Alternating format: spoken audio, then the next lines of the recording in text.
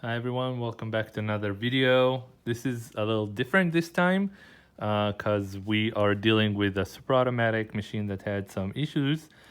This is the Jura ENA Micro 1 machine, and we had some issues with the water going directly to the tray. Now I left this out so we can observe it while it's pulling a shot. So basically what happened is there's two major three actually locations where the leak can come from. So one is going to be from the piston.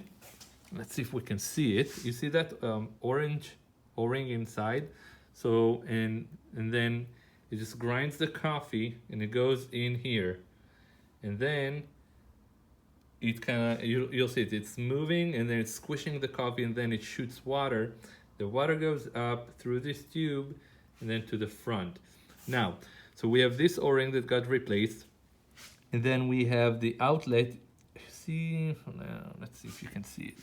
So there is a point right over here. It's kind of hard to see, but there's a gasket there where the excess water is going. So it's draining the water from the brewing process, and then on the back here, it's almost impossible to see. There's another O-ring, teeny tiny one. Where's the old one? This size, hold on, this big.